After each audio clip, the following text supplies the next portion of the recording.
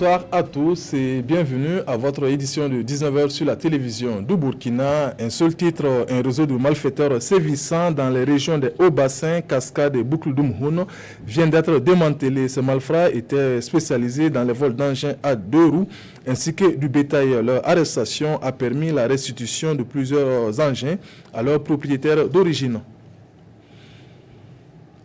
Le service régional de la police judiciaire des Hauts-Bassins a démantelé un réseau de malfaiteurs. Ces délinquants sévissaient dans les régions des Cascades, de la Boucle d'Umhoun et des Hauts-Bassins. Suite aux plaintes de vol d'engins et de bétail, des investigations menées par ce service ont abouti à l'arrestation de ces malfrats. Des engins à 2 roues ont pu ainsi être saisis ont pu ainsi être restitués à leurs propriétaires d'origine, Bilidou Bazongo, Moumouni Barou. Oumarou Ouedraogo est redevenu propriétaire de sa moto volée à Orodara. Cette chance, il la doit surtout au service régional de la police judiciaire de Haut-Bassin SRPJ. Aujourd'hui, M. Ouedraogo est tout heureux et se rappelle parfaitement sa mésaventure. Le jeudi 4 mai, aux environs de 20h, je finis mon sport, je suis allé à la maison, j'ai pris une douche. Après la douche, je voulais faire ma prière de Ishaï.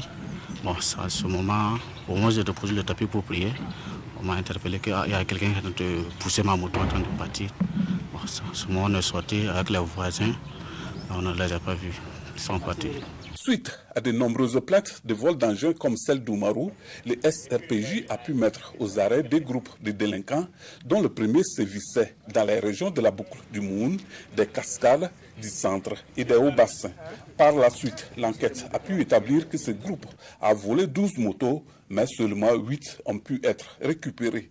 Dès qu'ils volent, ils changent le numéro de sachet.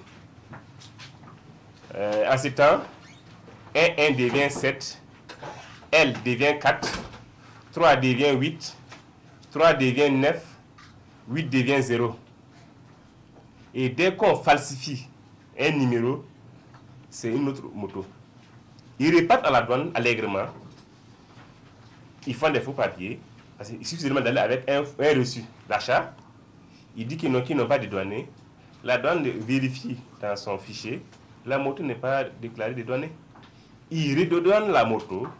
Un troisième groupe, composé de 3 personnes arrêtées à Orodara, était également spécialisé dans les vols, mais cette fois-ci, de gros et de petits ruminants. Ce qu'on a pu de façon formelle constater, 12 bœufs qu'ils ont volés et 5 petits ruminants.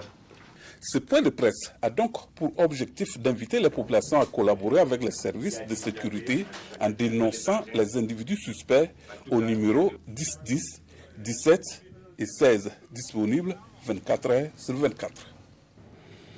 Pour améliorer la fluidité du trafic routier dans la région du centre, le conseil régional a réalisé 2 ponts au profit des populations des 4e et 10e arrondissements de la ville de Ouagadougou d'un coût total de plus de 149 millions de francs CFA. Ces ouvrages devraient soulager ces populations isolées en temps de pluie. Idrissa Warga, Aruna Mare. Avec la réalisation de ces 2 ouvrages de franchissement, les populations des arrondissements 4 et 10 de Ouagadougou pourront désormais rejoindre le centre-ville et leur lieu de résidence sans grande difficulté. Ces ouvrages ont été réalisés par le conseil régional du centre. C'est un don qui vise à améliorer les conditions de vie et la mobilité des habitants des 10 arrondissements. Il faut dire que les motivations s'inscrivent dans notre stratégie de développement régional, à savoir rendre fluide le trafic à l'intérieur de la région. Donc c'est dans ce cadre-là que le conseil régional en tout cas a bien voulu construire ces ouvrages de franchissement. Donc c'est de rendre accessibles certains quartiers et également aussi d'installer une certaine sécurité routière. Les bénéficiaires s'engagent à prendre les dispositions nécessaires pour l'entretien de ces ouvrages. C'est vitalement un ouf de soulagement parce qu'en saison hivernale, avant qu'on ait cet ouvrage-là, s'il pleut, vous voyez pratiquement le quartier divisé en 2. Nous profitons de votre micro pour rassurer au président du conseil régional, à son équipe, que nous nous engageons avec l'appui des riverains à protéger, à faire en sorte que cet ouvrage soit véritablement bien gardé. Il y a un adage Mouara qui dit que quand on vous lave le dos, lavez votre visage. Donc nous allons laver notre visage. nous allons suivre le Dalo, nous allons suivre cet ouvrage-là comme, en tout cas, la prunelle de nos yeux. La réalisation de ces infrastructures a coûté plus de 149 millions de francs CFA. Elles ont été entièrement financées par le Conseil régional du centre. Les acteurs de l'administration déconcentrée de la société civile de Niangoloko formés sur la bonne gouvernance, une formation organisée par le MAEP, le mécanisme africain d'évaluation par les pairs. Elle devrait permettre de renforcer la connaissance de ces acteurs sur ce mécanisme d'évaluation et de recueillir les suggestions et recommandations pour une meilleure exécution. Karim Ilboudo, Amadou Lougué. Renforcer le niveau de connaissance des acteurs locaux sur les principes de la bonne gouvernance au Burkina Faso. Le MAEP, le mécanisme africain d'évaluation par les pairs, échange ici avec les premiers responsables de l'administration déconcentrée et de la société civile de Niangologo. La mise en œuvre de ce plan, de ce programme d'action nationale et des recommandations incombe non seulement au gouvernement, mais à tous les acteurs du développement, dont les collectivités territoriales. Donc c'est dans ce sens-là, nous avons eu à mener des actions au niveau central pour permettre aux acteurs centraux du développement de s'approprier du mécanisme en lui-même et du contenu de son programme d'action national et de ses recommandations.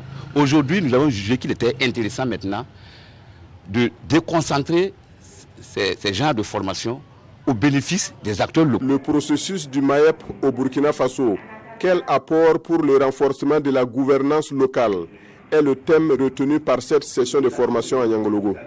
Nous sommes toujours interpellés dans l'application de la bonne gouvernance.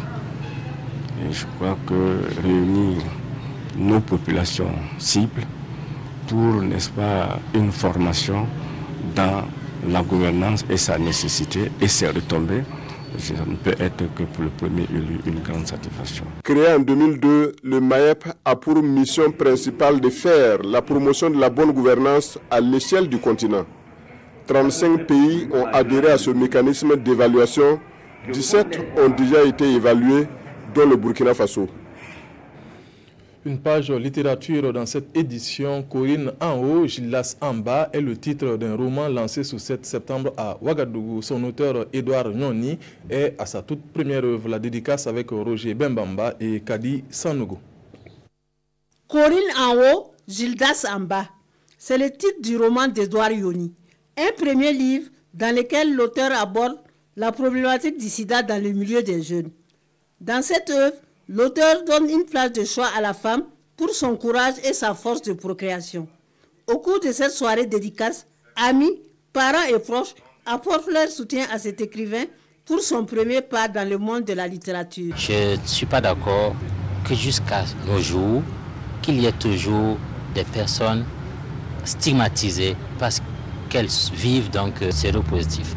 Pour les représentants du parrain, il est plus que nécessaire d'accompagner cette œuvre qui vise à sensibiliser les jeunes sur le sida. Il faut dire que c'est un thème très important pour le département de la santé qui a été abordé par M. Nyoni, et notamment la question de l'infection à VIH et surtout aussi la question de santé sexuelle des jeunes qui constituent un groupe très spécifique pour le département de la santé. L'œuvre est désormais disponible au prix de 3 500 francs CFA à l'alimentation Sonacoff et à la librairie Mercury.